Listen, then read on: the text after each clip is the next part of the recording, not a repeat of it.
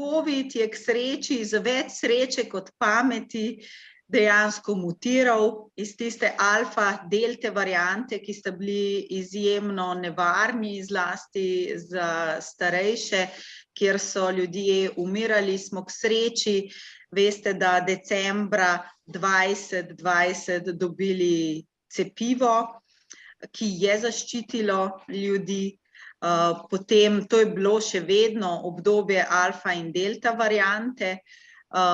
Potem je pa k sreči v letu 2022 prišlo do mutacije virusa in je mutiral v omikron obliko, kjer dejansko ni potek tako težek, hkrati smo dobili cepljenje in zaščito, tako da je dejansko sam COVID izvenel. Ne zaradi nove vlade, ne zaradi novih vodij, pač pa iz bioloških razlogov. Tako da zato pravim, da smo imeli več sreče kot pameti. K sreči. Seveda sem tega vesela. Se je pa seveda izkazalo, da COVID še vedno obstaja in je seveda za tiste ljudi, ki bi sicer tudi ob drugih respiratornih okužbah imeli težave, pa seveda lahko tisti kamenček v mozaiku, ki poslabša celotno klinično sliko in seveda lahko ljudje pristanejo v bolnišnici, vendar potem primarno zaradi drugih težav se lahko jim zdravstveno stanje izjemno poslabša, je pa seveda ta COVID, kot zdaj poteka, samo bolezensko sliko spremenil oziroma pripeljal tako daleč, da so se tudi ostala stanja poslabšala. To je, kar se COVID-a tiče. Kar se tiče pa drugih stvari, je pa seveda res, da naše zdravstvo se je polagoma slabšalo, tako da ne moramo reči, da je posledica samo te vlade, vendar veste, mi smo ta voz zdravstva nekako zadrževali nad prepadom. In potem je prišlo novo vodstvo, ki je ta voz porinilo v prepad, aktivno. Zakaj temu tako pravim? Iz večjih razlogov. Poglejte, ko pravzaprav ljudi, ki so ključni za zdravljenje bolnikov, plačaš premalo, ko jih pravzaprav prisiliš, da dajo odpoved, ker veste, nihče ne da rad odpovedi tam, kjer je dobro. V Zdravstvenem domu Ljubljana veste, da je v zadnje pol leta dalo odpoved približno 30 zdravnikov, vendar moramo vedeti, da je sicer zaposlenih v Zdravstvenem domu Ljubljana 1600 ljudi, od tega jih je v zadnjem letu in pol dalo odpoved 400. Nekateri zdravstveni domovi so zaprti. Iz tega vidite pravzaprav več stvari. Prvič, da ljudje še vedno pričakujejo, da jih zdravijo zdravniki. In vsak od pacientov mora priti k zdravnikom, ne glede na to, da so sestre in drug kader izjemno pomemben. Vendar v tej piramidi so žal zdravniki ključni. Ko odide zdravnik, odide tudi približno 10, pazite, v zdravstvenem domu, skoraj 10 zaposlenih ob zdravniku.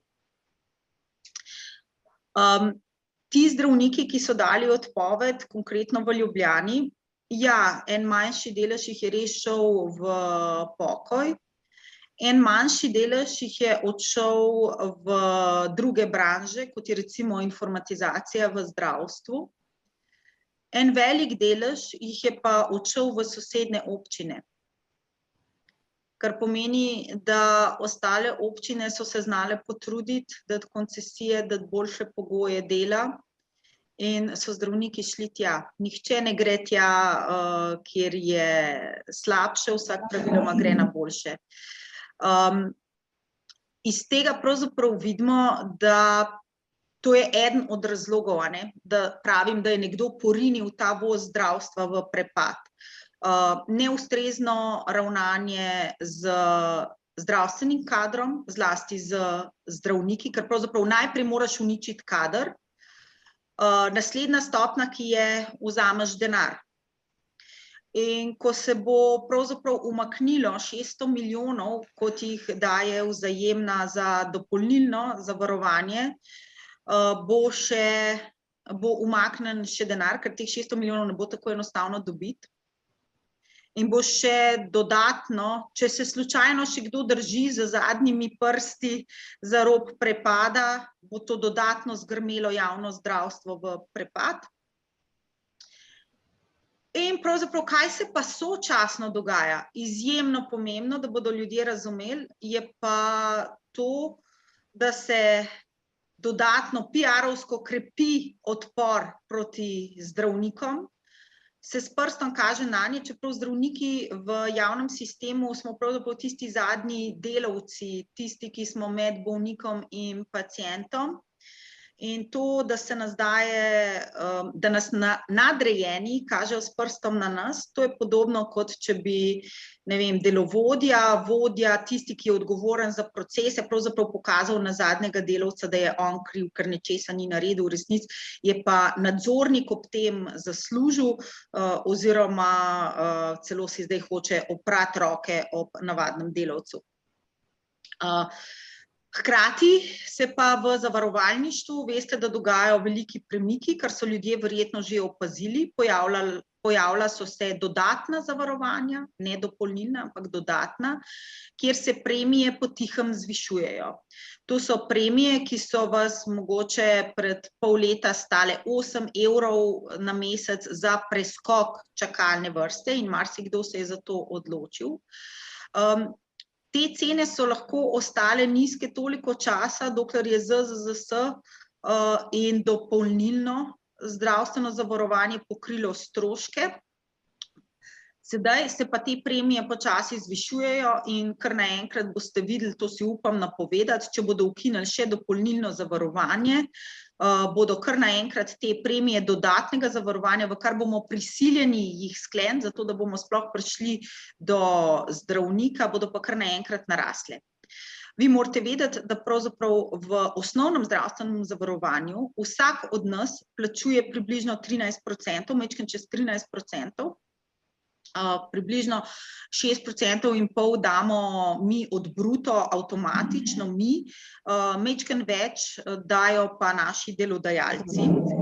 In to celo pri minimalni plači nanese čez 200 evrov mesečno, pri čemer nima nihče od nas pogodbe z ZZZS-jem, z zavarovalnico. Kar pomeni, da če tudi si ti 40 let plačeval v blagajno ZZZS, nimaš v roki orodja, da potem, ko ostaneš brez izbranega zdravnika, tožiš zavarovalnico zato, ker ti ni zagotovila zdravstvene storitve. Dopolnilno zavarovanje, ki je tolikokrat na tnalu, pa predstavlja tistih 35 evrov mesečno in to celo pri minimalni plači je to minimalen znesek v primerjavi s tistimi 200 evri, pri čemer pa seveda izpostavljajo, da je glavni problem, da pri dopolnilnem vsi plačujemo enako, vendar pa moramo vedeti, da je ta ZZZS pravzaprav veliko storitev preložil na dopolnilno.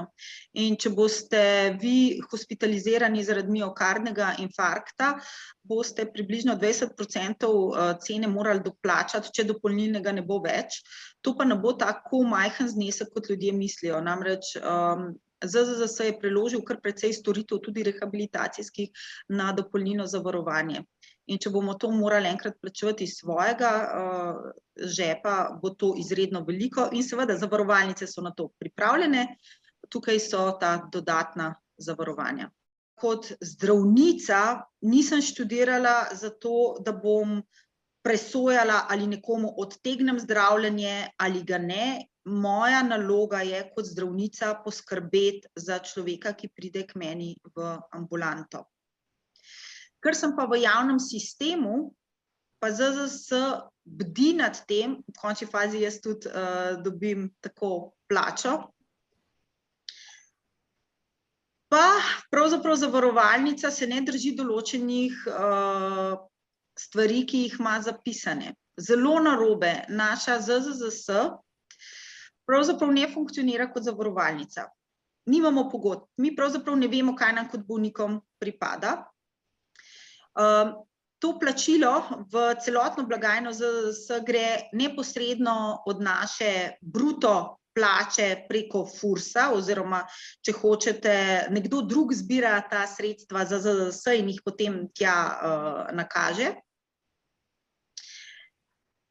Hkrati pa jaz kot bolnik pravzaprav niti nisem čisto dobro ozavestila, tako da tukaj res pozivam ljudi, naj pogledajo svoj plačni listek, koliko dajajo za zavarovanje.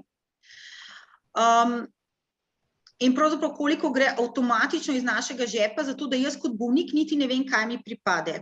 In seveda, potem, ko pa pridem jaz kot bolnik k zdravniku, pa ta zavarovalnica ponovno uporabi zdravnika kot zavarovalniškega agenta, kar je popolnoma skregano z vsako logiko in je tudi pravzaprav neetično, da mi kot zdravniki pojasnjujemo, zakaj nekomu ne pripada 4 plenice, pač pa samo 1 plenica na dan ali pa 2 plenici dnevno. Zakaj nekomu pripade eno zdravilo, za drugo je potrebno pa doplačilo oziroma ga naj plača iz svojega žepa. Zakaj prevoz do zdravnika? Zakaj je kdaj upravičen, da dobi delovni nalog, zakaj drugič ne? In to je popolnoma napačno, ker je ZZZS v bistvu na ta način zelo veliko stvari, predvsem teh birokratskih, ki nimajo velike zveze z zdravljenjem, preložil na pleča zdravnikov, ki pa jih objektivno jih imamo premalo. Objektivni kazalniki v primerjavi z OECD, z ostalimi državami. Jasno, če se primerjamo z Bangladešem ali pa z kakšno subsaharsko državo, potem imamo kar nekaj zdravnikov. Moramo pa seveda vedeti, da a je to res to, kar si želimo. Ali tudi ta način, kjer zdravnik pravzaprav nase prevzame velik delež tudi teh birokratskih opravil nase, ker morate vedeti, celo pri bolniškem staležu, na koncu moram jaz to potrditi. Tiste nesrečne plenice, na koncu to jaz potrjujem in izgubljam dragoceni čas, ker tudi moj čas pa je omejen, namesto da bi gledala bolnike, pravzaprav delam neke birokratske postopke, ki pa bi jih lahko preložili, če že mislijo, da mora biti v to vpleteno zdravstveno osebje, preložili na recimo medicinske sestre, ki so tudi obremenjene, da ne bo napake pri interpretaciji. Zdaj, ko ste že v dvojniku razložili pač, kaj, na kakšen način, kako vse narobe je s tem dopolnilnim zdravstvenim zavarovanjem, nam pa še pomagajte razmišljati na glas, kako bomo rešili stvar, kaj bolniki lahko naredimo, kaj je v tem času zakonske podlage pravzaprav verjetno ni, ali pač na kakšne načine bomo zdaj to kot neka javnost rešili? V bistvu zakonska podlaga celo obstaja, vendar je izjemno ohlapna v zakonu, ki je star toliko kot naša država praktično. To je tako imenovani ZZVZZ, velik zakon. Odpiranje tega zakona bi bilo seveda izjemno zahtevno, vendar pa seveda da se določene stvari prilagoditi.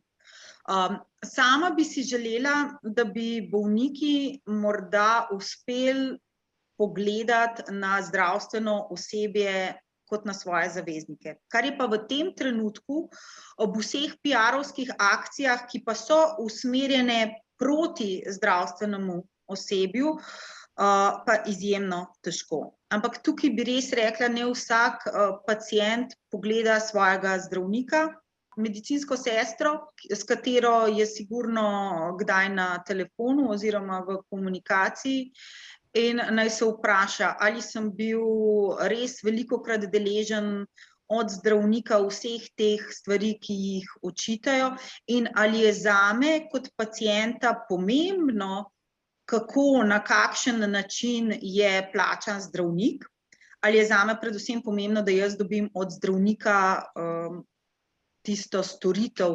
S tem, da naša storitev kot zdravniška je predvsem to, da se z človekom pogovorimo, odredimo pravilno diagnozo in tudi terapijo. To je naša primarna naloga. Mogoče pacienti malo pogledajo tudi v časopise, v medije, kako se pravzaprav predstavlja zdravnike in bodo opazili, da po eni strani je neko to herojstvo zdravnikov. Mi zdravniki si ne želimo biti heroji v belem. Tudi mi smo samo ljudje, tudi mi imamo družine. Mi smo za zadnjimi napori med covidom in tukaj pa res moram povedati, in to sem večkrat poudarjala tudi kot državna sekretarka na Ministrstvu za zdravje med temi najtežjimi časi.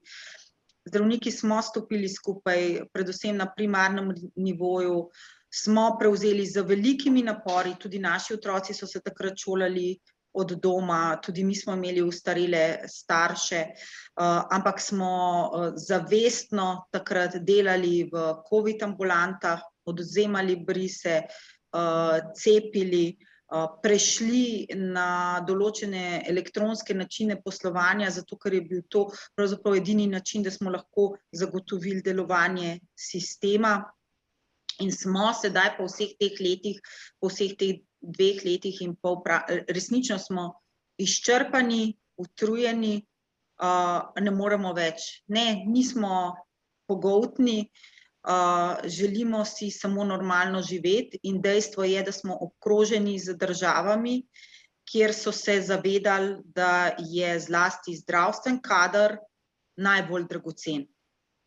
In ko enkrat zgubiš zdravstven kader, ko zgubiš sestre za nego, zdravnike pa za zdravljenje, takrat ti nič več ne pomagajo zdravstveni domovi. V Ljubljani vemo, da so se nekateri dobesedno zaprli. Skratka, mi imamo zdaj po eni strani prazne, zaklenjene, nedelujoče ambulante, po drugi strani se nekateri drugi soočajo z veliko stisko prostorov in tukaj bomo morali državljani stopiti skupaj. Jaz moram reči, da mi je izjemno žal, ker so pravzaprav vse volitve sedaj mimo, državozborske, lokalne, tudi kar se tiče teh referendumov, stvari so šle mimo. Sedaj imamo vladajoče z zelo močno pozicijo in zdravstveni delavci skupaj z bolniki bomo morali tukaj zahtevati odgovornost. Vlada, državnozborske volitve, vemo, kdaj so bile, konec aprila. Tukaj so zdaj minili meseci, ko ne samo, da se je razgrajevalo sistem, ampak se ga je, tako kot sem na začetku opisala, dobesedno se je ta voz, ki je s težavo stal z enim kolesom že nad prepadom, dejansko porinilo v prepad. In kdorkoli bo zdaj prevzel to zelo zahtevno nalogo, pravzaprav zdaj bomo reševali samo še žrtve, vzporedno pa postavljali nov sistem. Pri čemer sedanja garnitura kaže, da postavlja sistem, ki bo dražji, ki bo namesto zdravnikov pravzaprav uporabil medicinske sestre. S tem pač jaz mislim, da če se bodo ljudje strinjali, da jih bodo začele medicinske sestre zdraviti in bodo zdravniki dostopni samo še na plačilo iz žepa, jaz ne vem, če se ljudje tega zavedajo, ampak to je dejansko velika nevarnost, ker tako situacijo imajo v nekaterih državah, zlasti podsaharske Afrike. Tako da pač, če bodo ljudje to sprejeli prav, ljudje so to izvolili, sama moram reči, da takega sistema ne podpiram, pa ne zato, ker sem zdravnica, ampak zato, ker kot bolnik si zasluži medicinsko oskrbo in medicino študirajo zdravniki, zdravstveno nego pa sestre.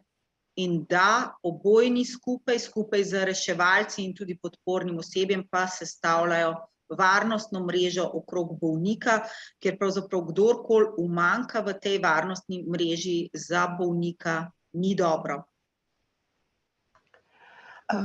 Zdaj, vi ste rekli, voz je šel v prepad, že zdaj res, da bi se morali povezati in bolniki in zdravniki in nekako, oziroma vse zdravstveno osebje nekako nastopiti proti vladi oziroma vladajoči koaliciji, ki je zmagala na vseh volitvah letos spet proti nič. Torej, na kakšne načine se zdaj to da sploh še kaj rešiti? Ja, glejte, pač jaz ne bi demonizirala vlade pa vladajoče koalicije. Celo mislim, da morda so z nekimi dobrimi nameni, pa morda z slabšim stikom z terenom, pravzaprav z nepoznavanjem terena, zakuhali to situacijo. Tudi ne vem, če je tukaj zavedanje, da ko nam pade primarna raven, se nam potem z zamikom začne sesuvati tudi sekundarna in terciarna obravnava. In če ljudje mislijo, da bodo brez osebnega zdravnika sedaj reševali težave na urgenci, da nekaj časa, vendar potem se tudi urgentna služba sesuje in posledično se dejansko z zamikom sesuje tudi bolnišnična oskrba, kar je v bistvu izjemno slabo. Verjamem, da imajo v koaliciji morda glede nekaterih stvari tudi različne poglede. In zdravstvo, veste, pravzaprav mi govorimo v zdravstvu o množični nesreči, ki se je nakazovala, vendar je pač ta sedanja koalicija povzročila ta potres. In zdaj žrtve so oziroma še bodo, Tukaj pravzaprav lahko vsak zase naredi najbolje tako, da predvsem poskrbi zase. Žal povsem skregano s tem, jaz sem zelo za skupnostni pristop, vendar pa vsak od nas doprinese kamenček v ta mozaik. Skupaj bomo morali reševati žrtve. Stvar je pač prišla tako daleč in tukaj pri reševanju žrtev, tukaj bomo pa morali preseči delitve koalicija, opozicija, levi, desni in začeti reševati sistem. Ta sedanja koalicija za svojimi ukrepi je pa dejansko povzročila tudi dodatne žrtve, ki bi jih morda lahko preprečili. Se strinjam, da so pač zadnji v tem nizu dogodkov, vendar pač tisti, ki je zadnji v nizu, je pravzaprav imel še neko priložnost, ki jo je izkoristil ali pa je ni. In tukaj povezovanje nas vseh ključno. Sama si ne želim, da to pravzaprav, kar so nekateri ljudje že začeli prakticirati z iskanjem zdravstvene pomoči izven meja naše domovine, z povračilom sredstev na ZZZS. Tisti, ki to počnejo, so seveda dobro obveščeni, vendar pa to ni rešitev za vse nas, da vsi gremo izven meja naše države. Če bomo vse stvari začeli delati izven naše države, od manjšega plačila davkov v davčnih oazah do zdravstvenih storitev v tujini in potem z računom dobili povrnitev sredstev v ZZZS, na ta način pravzaprav mi aktivno spodkopavamo našo državo, ki je do nedavnega imela tudi solidarnostni princip. Sama delam za najranljivejšo populacijo, za otroke in mladostniki s posebnimi potrebami in na tak način dela ne morem pristati. Ne morem in ne želim pristati. Kakšno izkušnjo vam je dala politika in ali je prav ta rešitev oziroma pot rešitve k temu, vsemu, kar ste povedali? Ja, hvala za to vprašanje. 20 let sem delala v zdravstvu kot zdravnica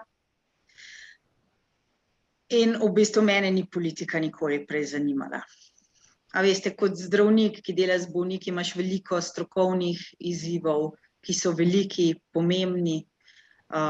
Dejansko prideš v stik z ljudmi. Sama velikokrat pravim, da pravzaprav sem bila ves čas v teh bojnih jarkih, kjer sem lahko pomagala ljudem z reševanjem življenj, z lajšanjem trpljenja, z lajšanjem bolečine.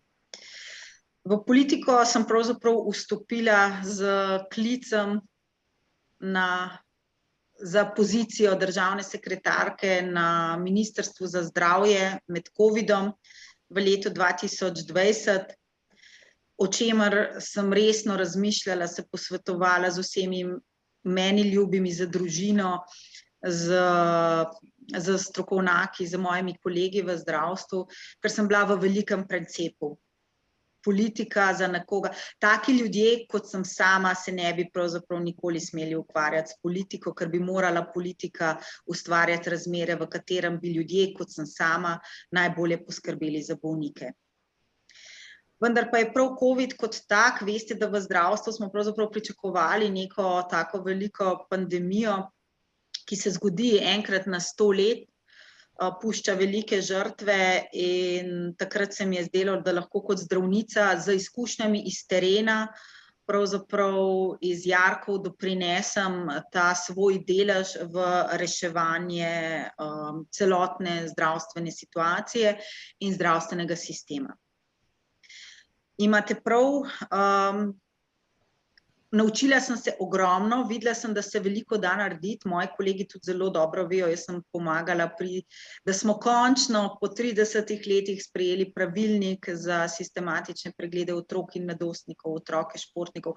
To so stvari, ki politike niso tako zanimale, ker ne prinašajo denarja, so pa izjemno pomembne za paciente.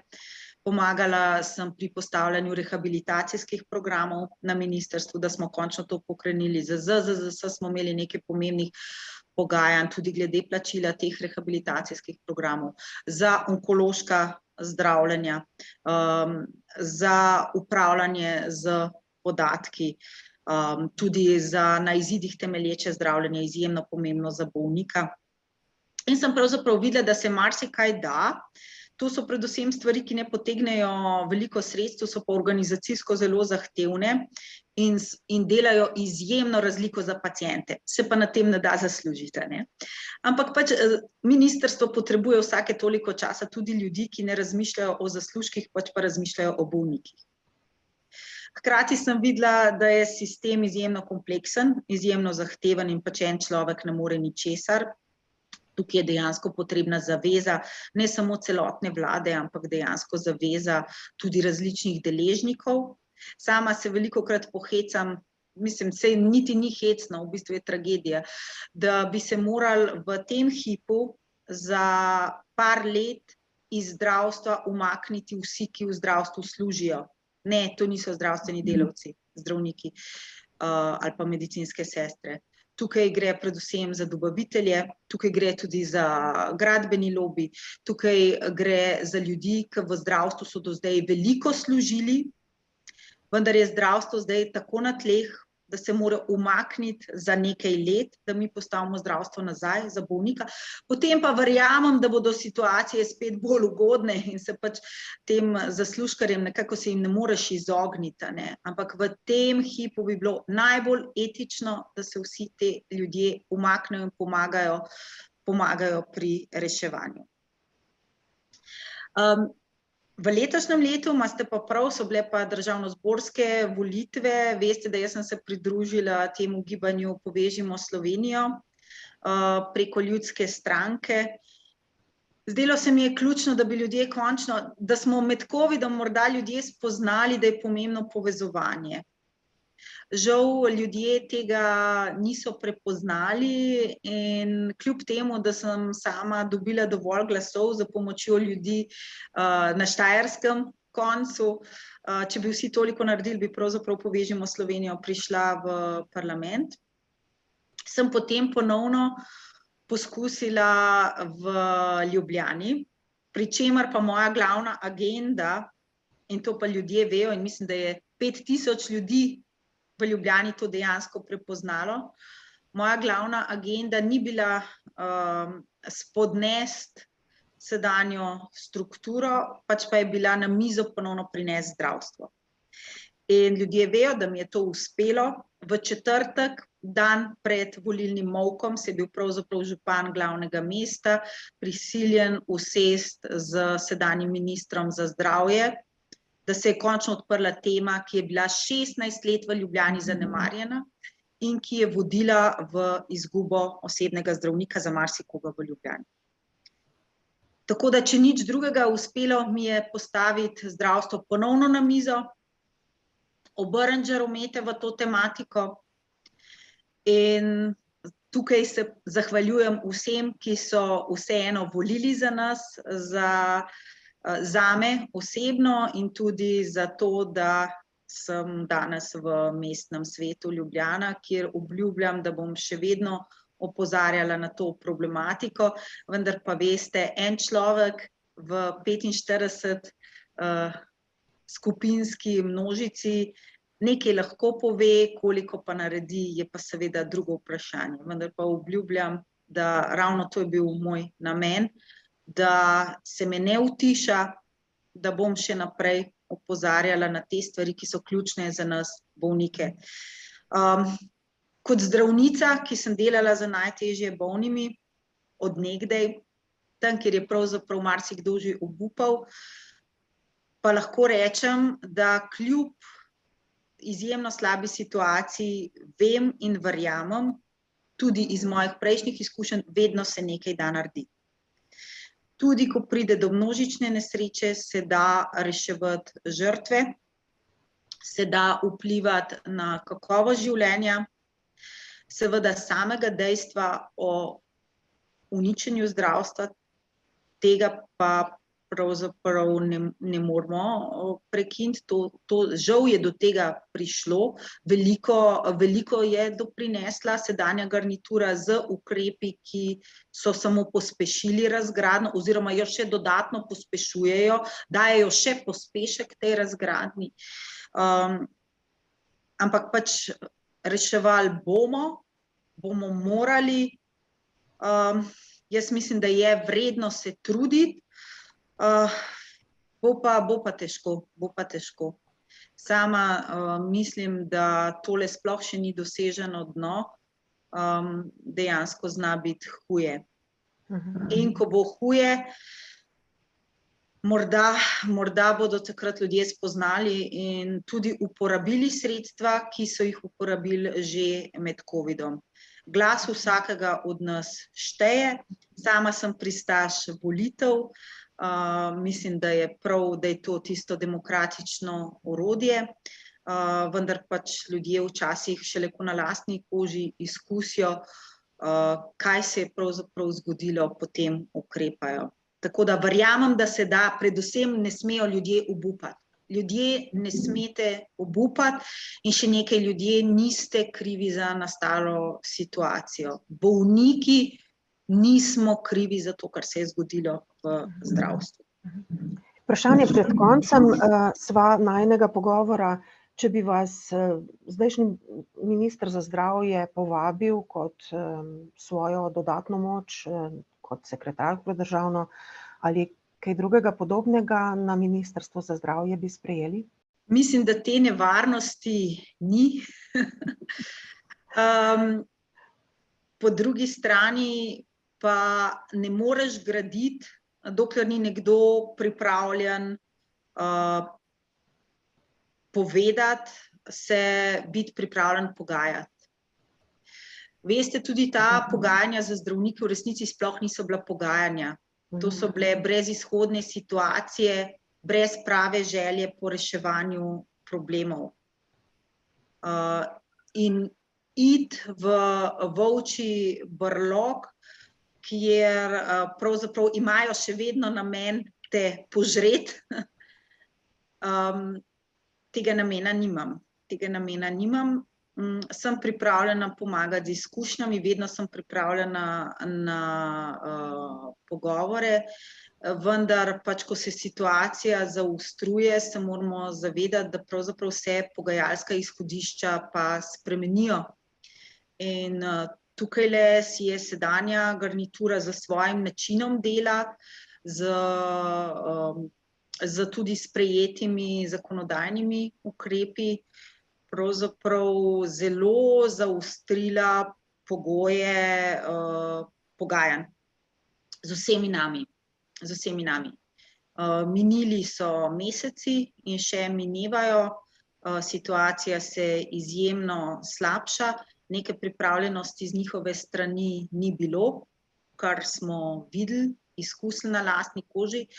In pač tako sodelovanje postaja potem vedno težje oziroma vedno težje je presegati.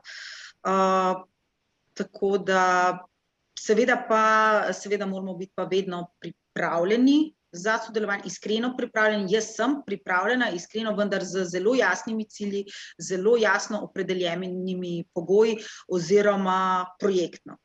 Nad stvarmi, nad katerimi ima lahko človek nadzor. Mi ne smemo pozabiti, sedanji minister za zdravje je tudi podpredsednik vlade. Ima izjemno moč, večkrat povedano, tudi izraženo zaupanje predsednika vlade, pri čemer se je sedanji minister izkazal kot je sam opisal, trdo moško komunikacijo. Sama kot ženska takšno trdo moško komunikacijo, ki je brezkompromisna, zavračam. Pravzaprav takšne komunikacije ne bi smel uporabiti noben politik, ne glede na to, ali je moški ali ženska, nepomembno, to je že nepomembna podrobnost. Moram vas še vendarle vprašati, preden se razideva, dajte nam pomagati razumeti to zdravniško stavko. Zdaj je vsa javnost, kot ste že večkrat vmes povedali, uperjena proti zdravnikom, ampak dajte nam nekaj argumentov, da bomo to vašo stavko, ki je na obzorju, znali razumeti.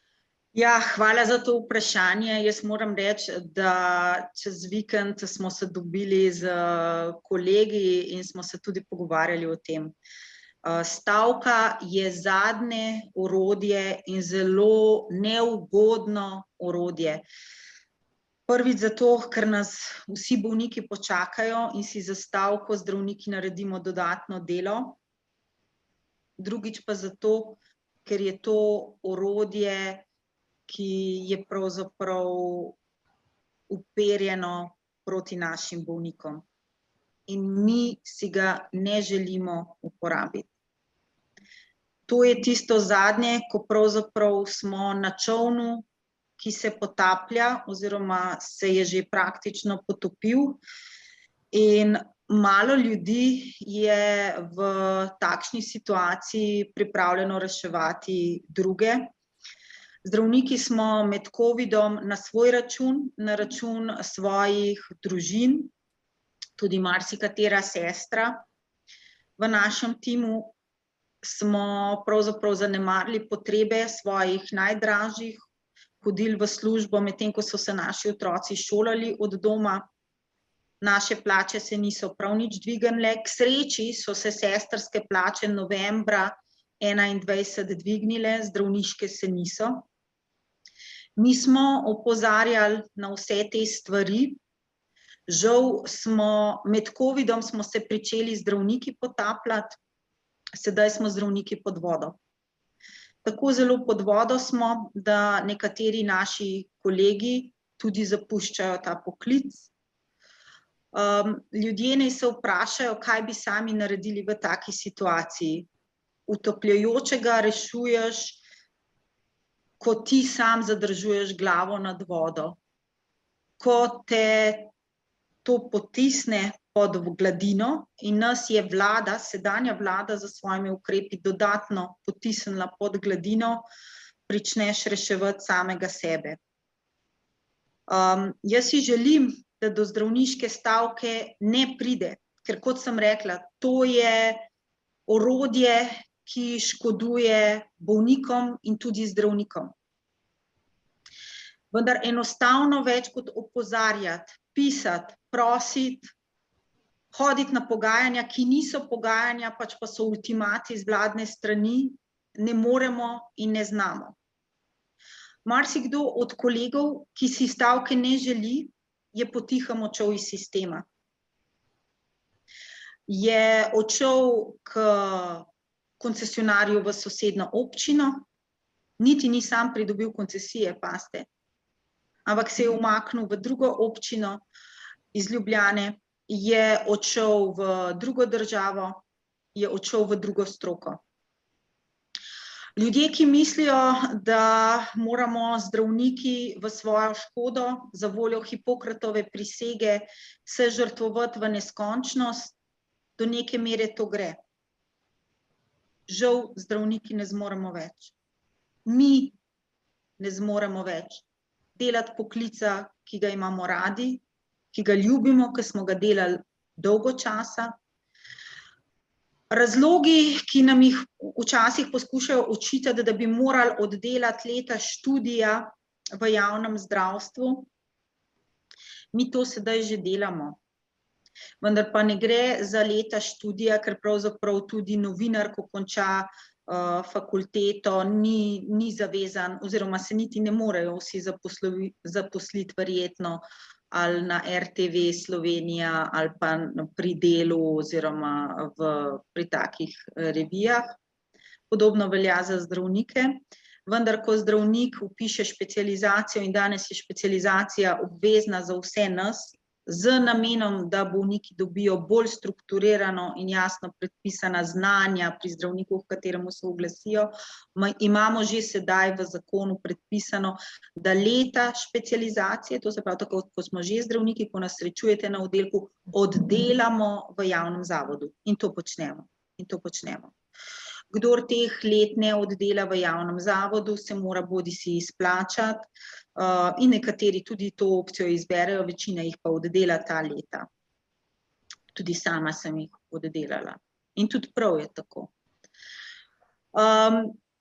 Druga stvar, res si želim, da do tega ne pride, ker tukaj bodo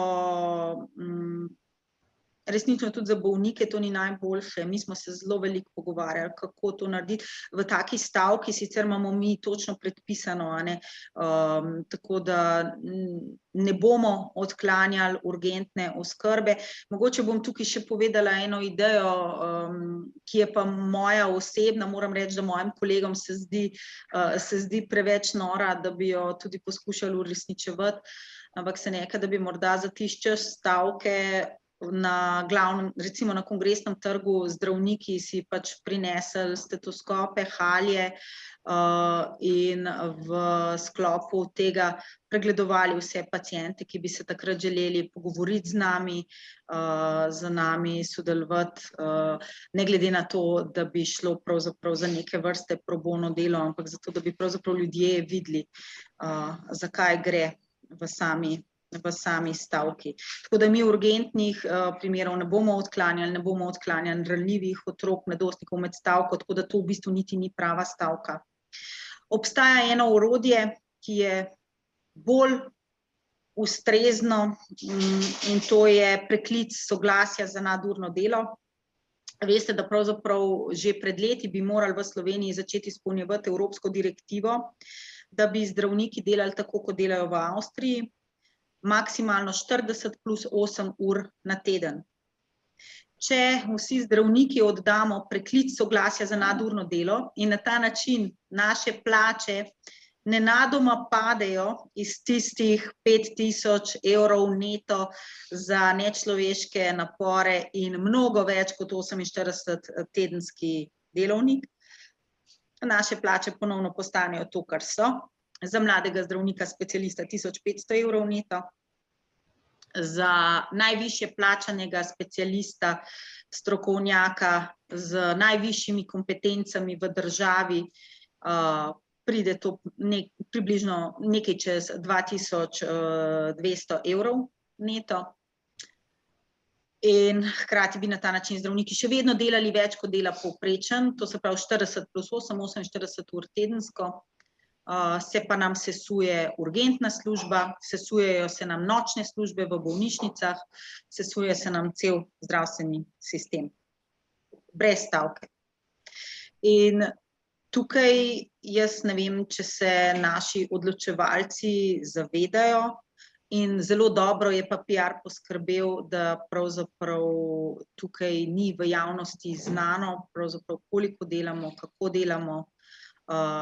Načrtno lansiranje plač naših kolegov, bom pa samo za ilustracijo povedala, v covidnem letu, takrat, ko je bil covid še izjemno nevaren, je najbolje plačani zdravnik specialist, to se pravi izkušen specialist, v celem letu prejel 80.000 evrov COVID dodatka za celo leto, dela v COVID intenzivi, v skafandru, dodatne ure. Koliko si je sedanji predsednik vlade v istem letu izplačal nagrade za uspešnost? In ja, 80.000 evrov je veliko, vendar koliko si je izplačal sedanji predsednik vlade nagrade, ne plače, za delo v GEN-I-ju? Poznamo številko, ja, to je tistih famoznih 2 milijona evrov, da sva natančni. Morda za konec samo še res, česa si želite v letu 2023, ki je tik pred vrati? Ja, zdaj bom pa v bistvu zelo osebna. Sama si želim zdravja. Veste, da sem pred kratkim padla, si zdrobila ramo, kar pomeni, da me čaka dolgotrajna rehabilitacija. Želim si, da bom lahko svojo desnico poleti že polno uporabljala. Najbolj si želim, da bi lahko poleti šla plavat. Jaz zelo rada plavam, vendar pa za tako poškodovano ramo plavala verjetno ne bom nikoli več tako, kot sem do zdaj. Tudi kot bolnica, pa tudi kot zdravnica, seveda, si želim, da naš zdravstveni sistem se prične postavljati na noge. Za pomočjo vseh nas, bolnikov, zdravstvenih delavcev, in da pravzaprav najprej oskrbimo najbolj akutne žrtve tega sistema, ki se je sedaj vzpostavil, in to so ljudje, ki so ostali brez osebnih zdravnikov, da pravzaprav niti bolniškega staleža ne morejo dobiti odobrenega, ali pa da jim zdravila piše nekdo, ki je pač takrat prisoten, ne pa njihov osebni zdravnik. Da reorganiziramo zdravstvo do te mere, da bodo zdravniki in medicinske sestre, zdravstveni kader želeli ostati v zdravstvu, da bomo videli neko svetlobo na koncu tunela, zaradi katere bomo postavili nov, boljši zdravstveni sistem, v katerem nas ne bo strah, če bomo zboleli, v katerem ne bomo razmišljali, ali imamo dovolj sredstev, da si plačamo rehabilitacijo, da se vrnemo nazaj na delovno mesto, da bomo živeli v sistemu, kjer bo naš bolniški stalež čim krajši, zaradi tega, ker bomo pravočasno dobili pregled, kirurški postopek in rehabilitacijo, da se bomo lahko vrnili na delovno mesto. Želim si pa seveda tudi blagostanja in miru. Ne pozabimo, mednarodne razmere tudi v Evropi se zaostrujejo. Želim si miru, blagostanja in zdravja za vse nas. Če nam bo to prineslo leto 2023, bom najbolj srečna.